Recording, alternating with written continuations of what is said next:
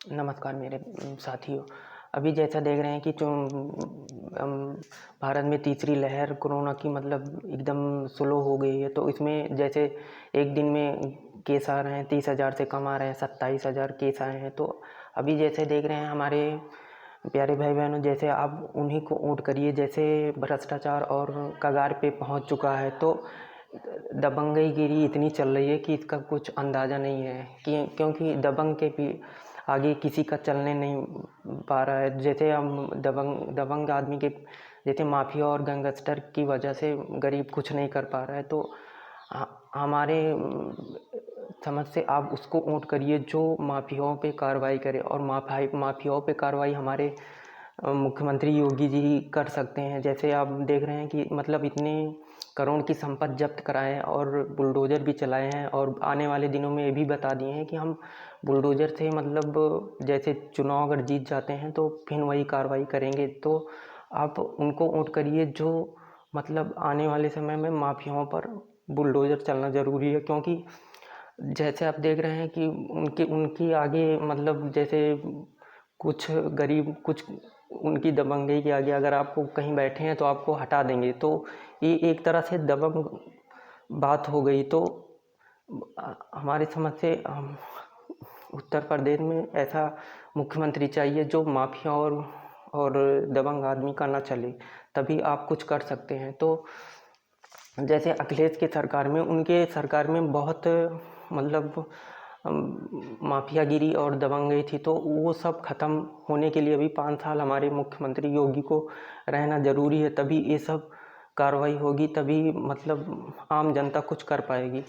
तो अभी देख रहे हैं भ्रष्टाचार इतनी तेज़ी से फैल रही है कि जैसे देखे हैं शिपयार्ड के एक शिप कंपनी के मालिक जो चेयरमैन थे उन पे 28 बैंकों से लोन लिए थे। तो 28 बैंकों से जो लोन लिए थे तो उसका न मूलधन और न ब्याज दिए थे। तो वो 22,000 करोड़ अपने आप में बहुत बड़ा बैंक घोटाला था। तो इससे जितनी भी करप्शन फैल रहे हैं तो ये पहले की सरकार से वो अब निकाला जा रहा है। तो हमारे जो प्रधानमंत्री मतलब जीरो टॉलरेंस पे काम कर रहे हैं तो ये बहुत अच्छा कर रहे हैं। अब देख रहे हैं जैसे चुनाव में नामांकन करते हैं कुछ प्रत्याशी, तो उसमें 6 प्रत्याशी हैं जो अरबपति की श्रेणी में हैं। जैसे उनके पास 100-100 करोड़ की संपत्ति है। 2 हो गए भाजपा के, 2 सपा के, 2 एक कांग्रेस और 1 बसपा के। तो इनके पास 100 करोड़ से ज़्यादा की संपत्ति उसमें दिखाए हैं नामांकन में। तो इतनी संपत्ति आप गरीबों जो पिछड़े वर्ग हैं उनसे खाए हो। तो जो आप ये देख रहे हैं कि मतलब जैसे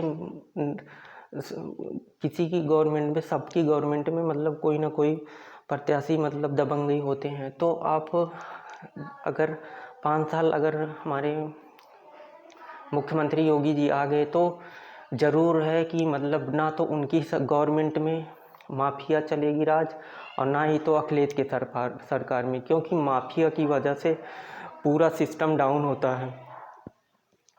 माफिया तो इतना मतलब कगार पे है कि आप अगर कहीं बैठे हो तो आपको कुर्सी से अगर हट जा रहे हैं तो सही है, अगर नहीं हट रहे हैं तो आपको वो ज़बरदस्ती हटाएंगे। तो आप उनको पब्लिक उनको गवर्नमेंट चुने जो मतलब उनकी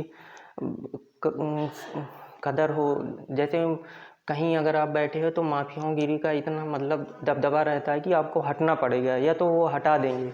तो ये नहीं होना चाहिए, ये हमको पसंद नहीं है और हमको क्या किसी को नहीं पसंद है। तो ये हमारे मुख्यमंत्री योगी जी आएंगे तभी होना संभव है, तभी माफियाओं पर इतनी कार्रवाई होगी और धीरे धीरे जो सिस्टम होगा वो सही होगा। और हम ये नहीं कह रहे हैं कि योगी जी हैं, लेकिन अगर अखिलेश की सरकार है तो वो भी माफियाओं पर कार्रवाई करें, चाहे वो अपनी पार्टी को चाहे इनकी पार्टी को। चाहे हमारे मुख्यमंत्री योगी जी 5 साल आना ज़रूरी है, क्योंकि अभी पूरी तरीके से सिस्टम सही नहीं हुआ है। तो सिस्टम सही होने के लिए 5 साल हमारे मुख्यमंत्री योगी जी आएंगे तभी माफियाओं पर कार्रवाई होगी और तभी आम लोगों का क्या कहते हैं सुना जाएगा, तभी आम लोगों को निडर होकर रहेंगे। नहीं तो आप कहीं भी बैठे हैं तो माफियाओं का इतना दबदबा रहता है कि आपको हटना पड़ेगा, नहीं तो आपको हटा देंगे। तो ये नहीं होना चाहिए, ना हमको पसंद है ना किसी को भी पसंद है।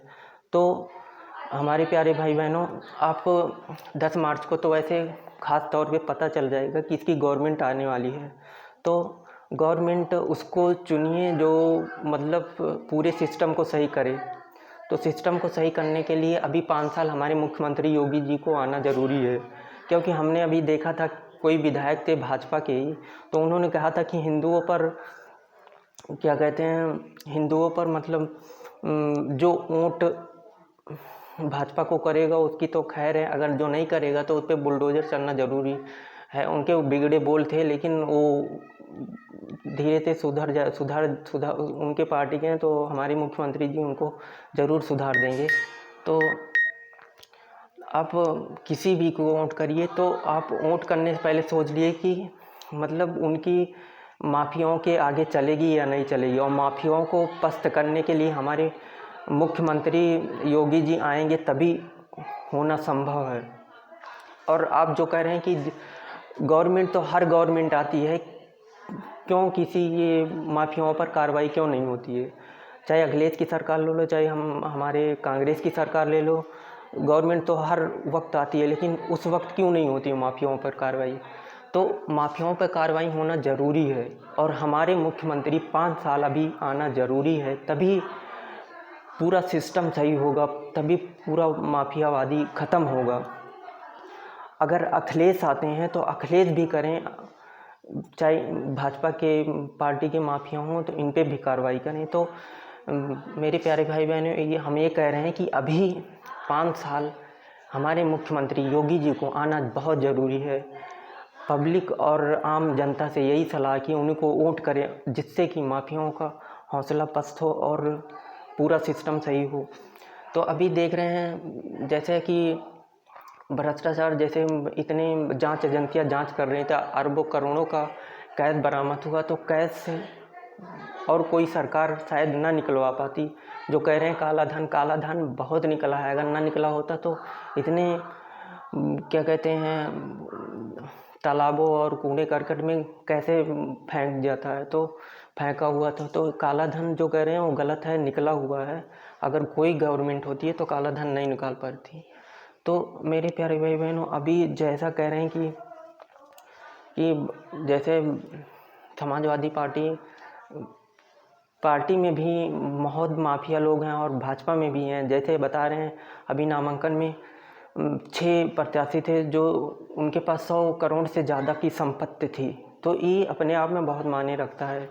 तो वो अब पब्लिक के आगे हाथ फैला रहे हैं कि हमको वोट दो, तो 100 करोड़ आप कहाँ से पाए, जनता का पाए हो?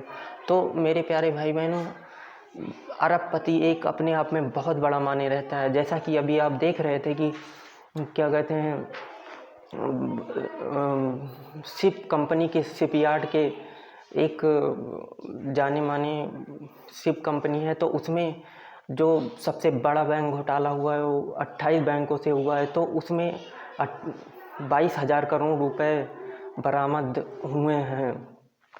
तो 22,000 करोड़ का ना मूलधन दे पाए हैं और ना ही सूद ब्याज दे पाए हैं। तो उसको अब जांच एजेंसियां सीबीआई लगी है, तो उसको हालांकि वो लोग गिरफ्तार हो चुके हैं, तो गिरफ्तार करके जेल भेज गए हैं, तो उसमें 22,000 करोड़ अब उनकी देना पड़ेगा। तो ये तो विजय माल्या और नीरव मोदी से भी आगे, मेहुल चोकसी से भी आगे बहुत बड़ा बैंक घोटाला कर चुके हैं। तो मेरे प्यारे भाई बहनों, अगर हमारा वीडियो आपको पसंद आया है तो लाइक करिए, सब्सक्राइब करिए, कमेंट करिए और बेल का आइकन दबाना मत भूलिए। धन्यवाद।